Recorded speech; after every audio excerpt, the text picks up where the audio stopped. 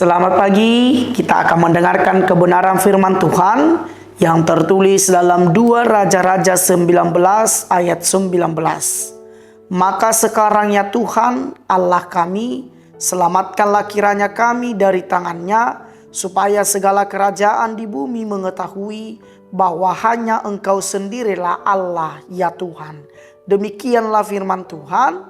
Bapak, Ibu, saudara-saudari yang terkasih dalam nama Tuhan Yesus, ketika hidup kita terasa berat, pergumulan datang silih berganti, kekhawatiran menguasai pikiran kita, dan ancaman kian menyesak kita, kemanakah kita harus pergi? Bagaimana kita harus menghadapinya? Apakah kita akan menjadi putus asa? Atau apakah kita hanya akan mengandalkan pikiran kita? Tentu bukan demikian. Sama seperti nats kita hari ini, kita diajak belajar dari apa yang dimohonkan oleh Raja Hizkia dalam doanya.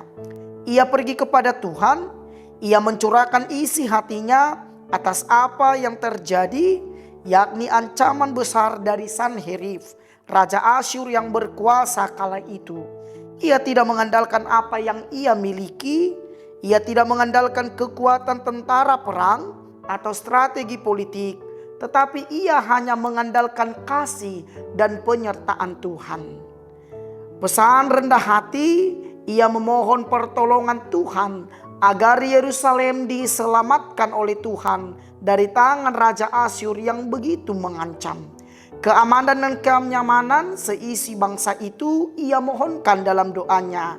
Dengan ia berkata, maka sekarang ya Tuhan Allah kami, selamatkanlah kiranya kami dari tangannya.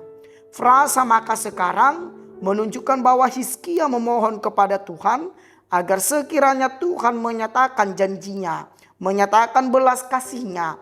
Saat itu juga karena umat Tuhan dalam masa pergumulan yang berat, sehingga ia dalam doanya berkata bahwa Tuhan harus menyatakan kuasa, menyatakan janjinya, agar supaya segala kerajaan di bumi mengetahui bahwa hanya Engkau sendirilah Allah yang adalah Tuhan pembebas bagi umatnya.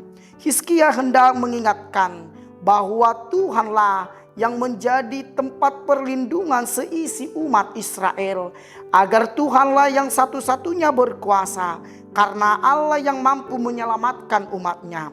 Dalam doa Hizkia ini kita mau melihat bahwa Hizkia tidak sekedar meminta agar umat Tuhan hidup dalam aman dan nyaman, tetapi ia juga bertujuan untuk memuliakan nama Tuhan, agar setiap bangsa-bangsa melihat dan mengimani bahwa Tuhan sendirilah adalah Tuhan satu-satunya. Maka hari ini Bapak, Ibu, saudara-saudari sekalian, kita hendak diingatkan bahwa ketika pergumulan semakin berat, masalah kian silih berganti, mari datang kepada Tuhan. Mari kita menyampaikan permohonan kita, setiap keluh kesah kita, agar Tuhan yang memenangkan kita. Lalu ketika kita memohon dalam doa, marilah kita mencoba fokus kepada Tuhan, fokus kepada kehendak dan rancangan Tuhan, bukan pada diri kita sendiri.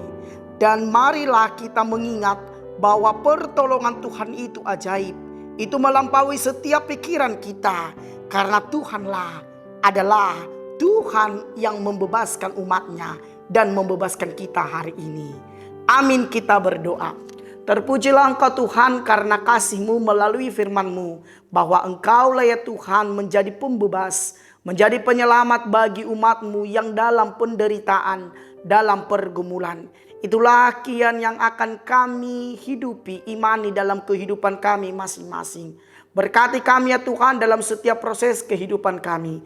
Di dalam nama Tuhan Yesus kami berdoa dan mengucap syukur. Anugerah dari Tuhan kita Yesus Kristus, kasih setia dari Allah Bapa, dan dengan persekutuan Roh Kudus, itulah kiranya menyertai kita sekalian. Amin.